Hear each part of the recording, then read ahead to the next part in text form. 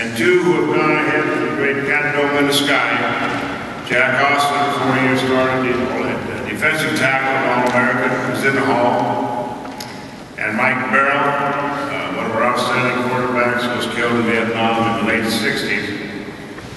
We would like to say that we're very honored, very proud, and very appreciative to be recognized tonight here. We would like to congratulate all the inductees here tonight. Congratulations to Joe for another outstanding ongoing season. We want you to know we're all behind you, winter tie, and don't count too much on the ties.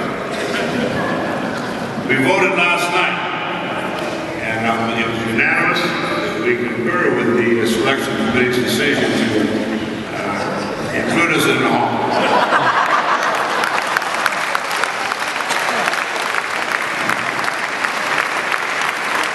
It has taken a lot of people to establish and maintain the tradition of excellence that Linfield has had for the last 60 years. 50 years, I guess. President Dillon, the current President Helling, Coach Durham, Roy Hilser, Ted Wilson, through Ed, Jay, Joe, GAs for us back then, Fred Von Oppen, Tony Ayotte, Larry Baker, Bill Smith, Les Openlander. In '64, Fred was a GA, Gary Olson. The SIDs, back in our day, Hal Cowan and George Murdoch, to the president, Congress Bill Byrd. A lot of people had a hand in the success here. I don't think we ever really knew how good we might be until the '61 team played the Cleveland. And that team prompted Linfield's position on the national stage.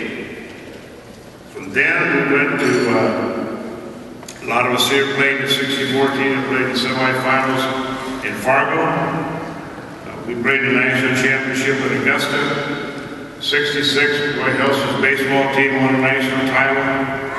Ad came on board in the late '60s, won a national title in baseball, football playoffs. The great run in the '80s with 3 national championships. Another finalist in the '90s. With Ed, Jay Losey came on board, won a national championship in his last decade. In '04, Ted Wilson had the basketball team in the national tournament year after year. But pretty much these things started in the '60s. Last year, the baseball and softball teams both played the World Series. Jackson Bond's softball team won the national championship a couple years ago. And I don't know if there's another school in the country that can claim that kind of success for an extended period of time. A number of our guys played in the military. Fergie played at the Quantico Marine Base in Virginia and said, wasn't sure he could make the team. A lot of guys from the Southeast Conference, Alabama, Arkansas wasn't in the bid. Tennessee, Georgia, people like that. All conference guys. And some guys from the Southwest Conference, Texas and Arkansas. And Fergie said, a lot of those guys could not have gotten on the field here at Linfield College. 4 of our guys signed NFL contracts. Jack Austin signed with the Cowboys. Bob Hawk signed with the Philadelphia Eagles. Terry Hope with the Bears. And Joe Robillard had several years he played with the New Orleans Saints. Most of us went into coaching in our group. Fred Von Oppen had a distinguished career, coached all over the country, Division I football level. 10 years in the NFL, including 2 Super Bowl rings with the 49ers. And all this got to start here. I often get asked, what is it about Linfield that makes it so good? and I've never really had an answer. Obviously, we've had excellent players, excellent coaches, but other teams have that, and everybody thinks they work harder than anybody else. Nowadays, now they think they practice faster, way faster than anybody else. But I do think there's something here that I've always called the Linfield attitude.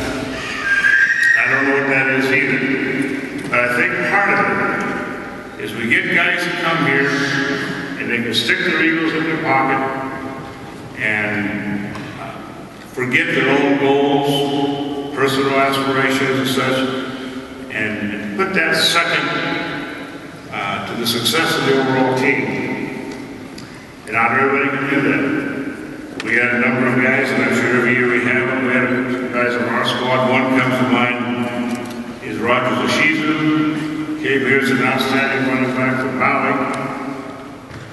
Coach took a look at him, said, "You're going to be a slot back." Returned kickoffs and punts, where Rogers won national acclaim. Of course, Rogers played 6 or 7 years, so he was pretty well known around the country. I'm sure that attitude is part of the tradition of success Linfield has had all these years. I think we would all agree we were here at a special place, at a special time, with special people. It's very special to come back, and some of our guys have been on campus once or twice since they left. They've noticed that campus has changed a bit, but the attitude, I think, still remains the same. We had a renowned speaker from Hawaii who was going to represent us tonight, but Rogers came down with some laryngitis or some kind of thing. But he did want to have his thoughts shared. Aloha.